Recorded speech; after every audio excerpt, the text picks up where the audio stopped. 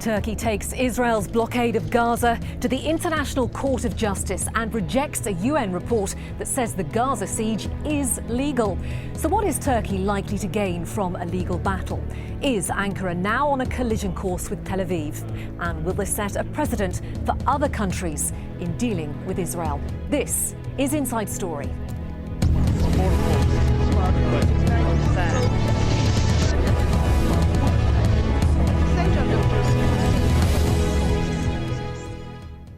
Hello there and welcome to the programme. I'm Felicity Barr. So the row between Ankara and Tel Aviv over the Gaza flotilla has escalated, with Turkey announcing it will challenge Israel's blockade on Gaza at the International Court of Justice. The Foreign Minister Ahmet Davutoglu said Turkey did not accept the findings of the recent UN report, which said Israel's blockade of Gaza was a legal security measure. Turkey has already expelled the Israeli ambassador and severed its military ties with Tel Aviv after Israel refused to apologise for the killing of 9 Turks during a raid on the Gaza-bound aid flotilla. All right, let's now introduce our panel of guests for the programme. Joining us from Istanbul is Mustafa Akyol. He is author of the recently released book Islam Without Extremes, A Muslim Case for Liberty. In Tel Aviv, we have Greg Roman, Deputy Director of the Global Research and International Affairs Centre and himself a former official at the Israeli Ministry of Defence. And in Cairo for us is Abdullah Al-Ashal, a Professor of International Law at the American University in Cairo. He was formerly the assistant to Amr Moussa when he was the Egyptian Minister of Foreign Affairs. Gentlemen, thanks very much indeed for being with us. We're looking forward to a lively debate with you. But first, let's hear from the Turkish Foreign Minister Ahmet Davutoglu. Speaking on state television, he said the UN report on the flotilla raid had not been endorsed by the UN and was therefore not binding. What is binding is the International Court of Justice. This is what we are saying. Let the International Court of Justice decide. All right, well, let's begin with our guest, Greg Roman, joining us from Tel Aviv. Greg Roman, why doesn't Israel simply apologise for the deaths on the Mavi Marmara? It would take the heat out of the situation, wouldn't it? Well, it's not just that Israel is not willing to apologise, but an apology would be an admission of guilt on behalf of the Israeli soldiers who partook in the raid itself. Israel is willing to compensate those individuals who were unfortunately killed in the attack, and it is also willing to express regret. However, what must be seen is that these individuals went on their own accord to break, as the Palmer report reported, was a legal blockade of Gaza to prevent weapons from going in, which eventually will be used against Israeli civilians. An apology would say that this policy is wrong, and we should not have to apologize for defending ourselves. But I have to say, the Defence Minister Ehud Barak has indicated that he would quite like to say sorry. The Americans would certainly appreciate an apology, wouldn't they? Unfortunately, this isn't just what the defense minister or the Americans want. We have to understand that there were 6 ships who were part of this flotilla, and only 1 was violent. You don't see complaints coming from the other 5 ships, which, with remarkable civil disobedience, no violence happened there. So it leads me to question the motivations of the IHH and the Turks who were on that ship. Mustafa Akyol joining us from Istanbul. How serious do you think Turkey really is about going to the International Court of Justice? The UN report said the Gaza blockade by Israel is legal. Well, Turkey is serious about that because from the beginning, both the Turkish government and the Turkish society, the overwhelming majority of the Turkish society, did not recognize the legitimacy of the blockade, which is, as we see, is a collective punishment on the Palestinian people for the actions of some. And the people on Mavi Marmara, who were not just Turks and Muslims, but also included some Jewish peaceniks, they went there to defy the blockade. And in Turkey, it's seen as a humanitarian act, which was supported by, again, the overwhelming majority of the society. And for the Turks, it's simply unacceptable that Israeli commandos board a Turkish ship, occupy a Turkish ship, and kill 9 civilians on the board and just do not even bother to apologize. This is the first act that since World War I, this is the first time that a Turkish ship has been attacked in international waters. And I think Turkey is giving the message that while Israel can get away with several things it does in the international scene by some of its actions which are against international law, but it cannot get away with us, and we will care for our citizens and we will go after their case. And I think there's no way that Turkey would back off from a demand for an apology. And I think it's just not a matter of apology for political pressure. I think we Turks expect a more reasonable attitude from the Israelis, just some care for innocent lives. 9 people were dead, shot from close range several times on that ship. And I think it is, if you're friends, and we see the Israeli people as friends, but I think friends, when they make mistakes, they apologize. And I think it's the expectation of not just the Turkish government, but like the majority of the Turkish society as well. I know Greg Roman wants to come back in on that. I'm going to go to him in a moment because I just want to put it to Abdullah Al-Ashal. Legally, talk us through this, Abdullah. How would Turkey go about taking this case to the International Court of Justice? Is it possible to do? Yes, I think Turkey, when you follow the declarations and the statements of the Minister of Foreign Affairs of Turkey, you may get the impression that he is not going as a case against Israel by Turkey. Because in this case, if Turkey forwarded this case before the court, this means that the court has to decide first whether it is admissible and it is competent or not. And I'm afraid that the reservations of Israel to the competence of the International Court of Justice may make some troubles for the court to decide surely that it is competent to decide. So in this case, I think that that Turkey would examine very thoroughly whether it could be a case by Turkey. But preferably, the Minister of Foreign Affairs said that this is a case between the international community and Israel. This means, and impliedly, that Turkey is going to the General Assembly to ask the General Assembly to submit a demand to the International Court of Justice to get an advisory opinion from the court. And I think Israel doesn't respect any decisions and any resolutions taken by the United Nations since the creation of Israel. We may remind our spectators that one day in the 9th of July, on the 9th of July 2004, the International Court of Justice decided that the separation wall or the security wall, according to the term of Israel, is in fact illegal because it had been built on occupied territories, which Israel doesn't recognize as being occupied. And at the same time, the court had rejected all the defenses of Israel, including the one concerning the self-defense and the security, and also the military necessities. This is why I think Turkey is going to take the case to the International Court of Justice through the General Assembly, and this is very easy for Turkey. At the same time, concerning the implementation of the advisory opinion, I think Turkey would be behind it. This is different from the separation wall case, which is left in the open, right. And even the United Nations had ignored it. Greg Roman, I mean, Abdullah Al-Ashal makes an important point, doesn't he, that how is Israel going to respond if Turkey does go ahead with legal action? In the past, Israel tends to ignore these sort of rulings anyway, doesn't it?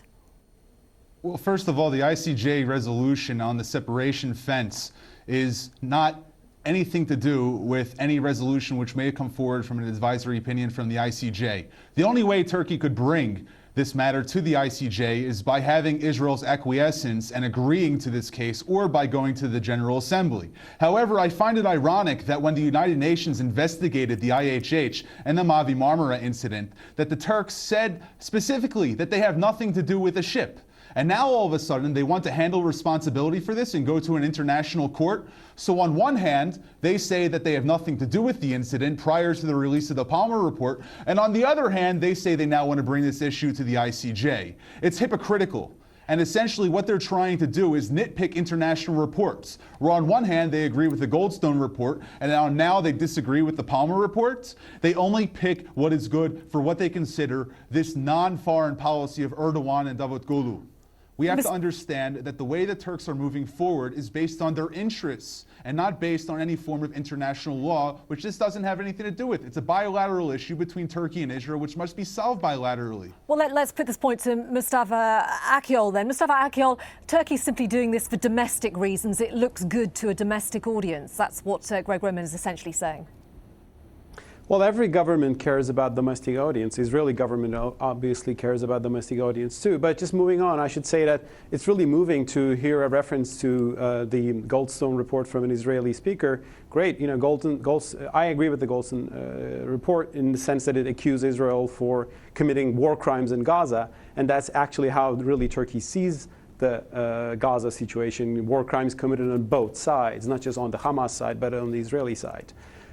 Turkey cares for Gaza, and it is just not. I was going to say, Mustafa, do continue. We'll go back to Greg in a moment.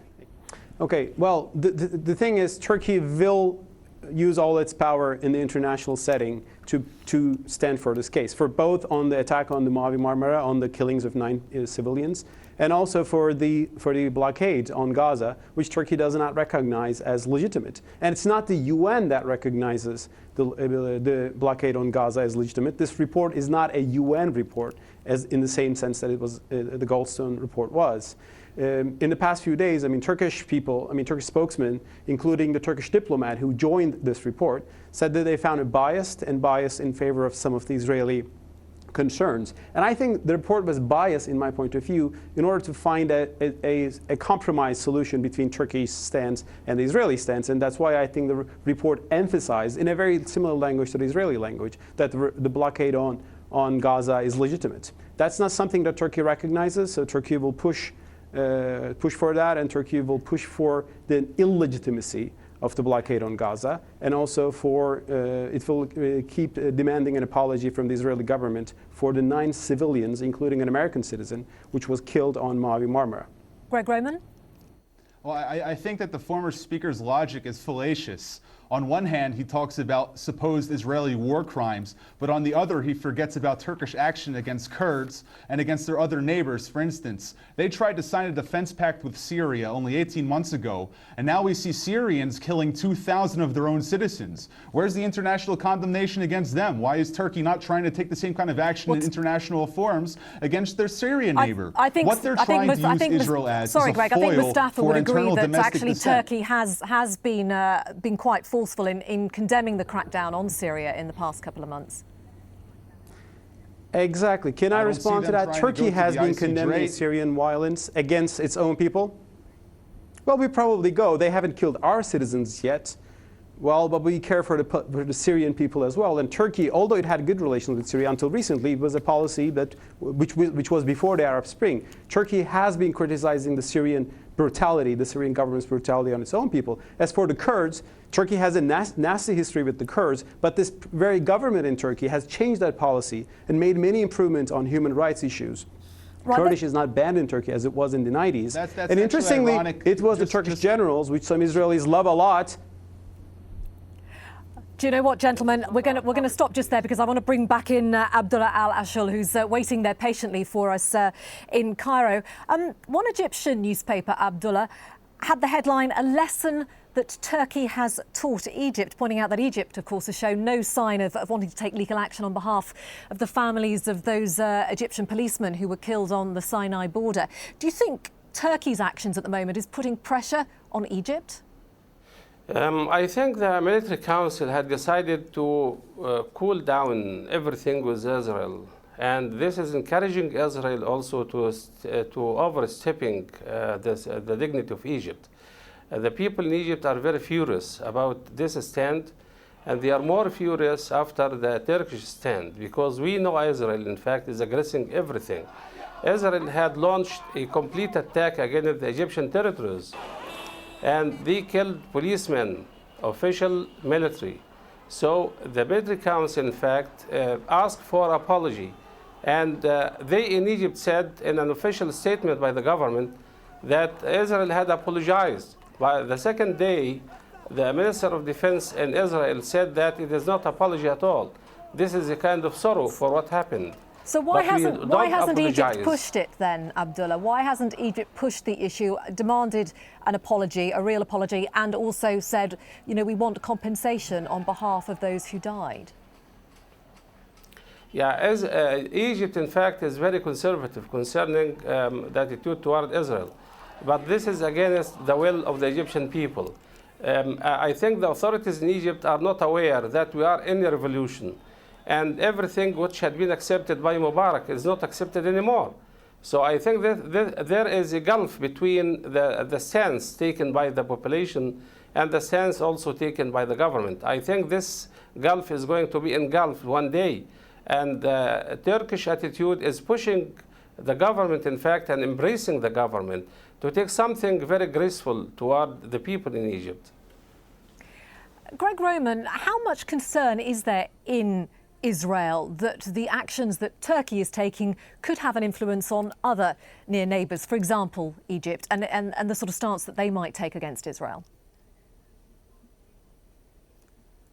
The Egyptian-Israeli relationship, which has been based on a peace accord for the last 30 plus years, and also the amicable relationship between Turkey and Israel, which has been going on since 1949, are both important for the strategic interests of the State of Israel. However, both issues must be treated separately. Egypt, which has lost control of its border right now between Rafah and Gaza and in Sinai, unfortunately let 12 Islamists rebels essentially go through the border and to attack a civilian bus with RPGs in Israel. Unfortunately, sometimes in a fog of war, there are casualties. This is why the Israeli General Staff immediately sent the head of the planning directorate to meet with the Supreme Military Council in Cairo to figure out a joint commission of Israeli and Egyptian officers that will meet and discover the actual facts of what happened. Now, in terms of what's going on in Turkey, yeah, sorry, I was saying that I know that you say they're being treated as separate, but obviously there is influence between countries in the region, and I'm just wondering whether there is concern in Israel that Turkey seems to have hardened its stance against Israel, and that might actually influence other countries. Well, I mean, Turkey started hardening its influence since 2003 when they refused U.S. troops to invade Iraq from northern Iraq and southern Turkey. We also see Turkey voting against Iran's sanctions because of their nuclear program in the Security Council. Turkey's policy is not just geared towards Israel, but it's creating a wedge by its own policy with the West. It's consistently against Western interests, and it keeps on stepping on its own toes, being second place in foreign policy after decisions are made. We see them being irresponsible in NATO forums. We see them being irresponsible in Middle Eastern forums. And we see them trying to stake out a foreign policy, which is, let's blame Israel and let's not focus on the real issues between both countries. Now, if we see other new Arab democracies learning from this example, it won't be smart, because Egypt and Israel need to have peace because it is a vital strategic interest, not for the two countries, but also for the region. If we don't continue along this path of trying to reconcile between each other, it won't be good for anyone. And what we haven't even talked about is the influence of the United States in its bilateral relationships with Egypt, with Israel, and with Turkey, which is something that can be discussed in its own right. Absolutely. Mustafa Akyol, the foreign minister of Turkey is reported to have said that he's willing to send out Turkish naval ships to accompany any future humanitarian aid flotillas heading for Gaza. Do you think that Turkey would be willing to risk that? It's talking about sending out naval missions, essentially, to guard Gaza aid convoys. Well, that's been discussed in Turkey too, and I don't think that Turkey wants a military confrontation with Israel on the Mediterranean. But that was a note saying that we will not allow our civilian ships to be attacked again on the Mediterranean. And I think that's fair to say that for a foreign minister. As for issues with Kurds and other issues, I mean, let me say one thing. I mean, I'm a friend of Israel, but I think Israel has been, it's no secret that Israel has been friends with some of the dictators in the Middle East, such as Mubarak, who just lost his dictatorial rule in Egypt. I think the question for Israel is that can it be friends with the peoples of the region? And I think there's more chance for that. And I think Turkish and the Jewish peoples have a great history, for example, when you look at it. But the question is, is Israel ready to question some of its own policies, such as the occupation of West Bank and Gaza, which is going on from 1967. So if Israel is willing to change itself, I think it can engage with the peoples of the region. And Turkey, I mean, let me say one thing. I mean, militarism is a bad disease. We have seen it in Turkey. We've been there, we've done that. We tried it with our Kurds. But that was the old Turkey, which was trying to solve every political problem by using military means, which was trying to eradicate terrorism by bombing or burning villages. But we have moved beyond that. And my hope is that in Israel, I think our Israeli friends can see that the issue with Palestinian terrorism is not just about blaming the Palestinians or people who sympathize with the plight of the Palestinians, but to understand why the Palestinians have a problem since 1967 and why Israel does not retreat from occupied territories and give them a fair share of land. And I think Turkey, in that sense, is an important country because unlike Iran, which calls for the destruction of Israel, which is incredible, which is outrageous, Turkey stands for a two-state solution, but a fair two-state solution. But it does not shy away from expressing its sympathy with the Palestinian people. And I think that's the new Turkey of the 21st century, and Turkey will stand for that. And I think our Israeli friends will do a better job if they also question some of their policies, instead of just claiming that everybody in the world who criticizes Israel is there for ideological reasons. Greg Roman, Mustafa Akyol's right, isn't he, that Turkey has become a much more important regional player, and surely Israel doesn't want to lose all contact with its once good friend? No, Israel doesn't want to lose relationships That's why with the Turkish government or with the Turkish people. But essentially what we're looking at is a two-faced foreign policy. On one hand, a report is released by Human Rights Watch 2 days ago criticizing Turkish torture and abuse of Kurdish prisoners, along with indiscriminate bombing, which only continues a policy of essentially going after these people who just want to say in their democracy. And on the other hand, they're criticizing Israel for trying to go forward to a two-state solution, which Benjamin Netanyahu did acknowledge in his speech at Bar Ilan University 2 years ago. And every single time that the Israelis propose peace talks, the Palestinians raise another issue that they have a problem with. We are for unfettered peace talks and we believe in a two-state solution, but it's Palestinian indignance and the failure to come forward to the table which is preventing them from reaching a solution. And now we see a unilateral step by going to the General Assembly to try to declare a Palestinian state without negotiations. OK, that probably is a debate for another time. We could do a whole programme, obviously, on that. I want to bring back in Abdullah Al-Ashul. Turkey obviously doesn't want to entirely end its relationship with Israel, surely, because of economic ties, for one thing. But the relationship has been deteriorating for several years, hasn't it? Particularly, I mean, in terms of military activity, they'd scaled that back, hadn't they, after the Gaza war? Yeah, I think at the end of the day, we have two powers now in the absence of Egypt. We have Israel, which is trying to dominate the whole region and to be the master of the Mediterranean. And we have the emerging power, which is Turkey now. So the competition between the two powers, I think, is very clear now. Egypt is turning off all the lights of Egypt, even with regard to many problems concerning the reformulation of the whole region in Libya, Syria, and Yemen. So I think the Egyptians now are in a preparatory period. And after the creation of the establishment of a new government in Egypt, I think Egypt would decide what it should do with the entire scene in the region.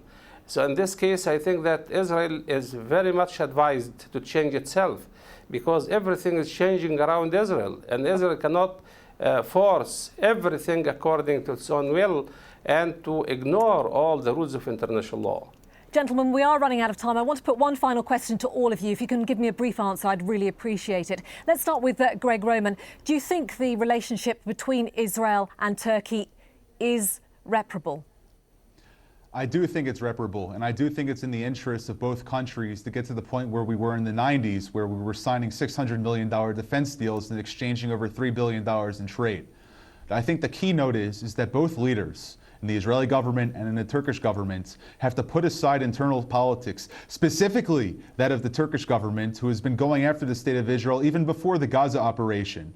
Get to the table, pay compensation, express regret, but there will be no apology from the state of Israel for its acts of self-defense. Mustafa Akyol, if there's no apology, can these relations be repaired?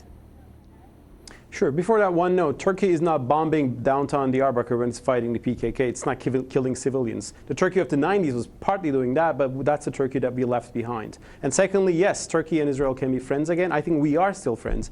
But I think the Israeli government should realize that killing Turkish civilians on an international ship has consequences. And Turkish society will not forget that unless there's a genuine, sincere apology. And also Israel considers some of its policies that really deeply hurt the Palestinian people, for which the Turkish people deeply care. All right, and finally to Abdullah Al-Ashul, what do you think? Is this a situation that can be resolved? Yeah, I think it's very difficult to imagine that the old relations would be regained once more. But I think we have a competition between two projects. Israel is insisting to be the dominant, to be the master, and Turkey doesn't want that dominance. So between this, I think both of them are going to handle the relations.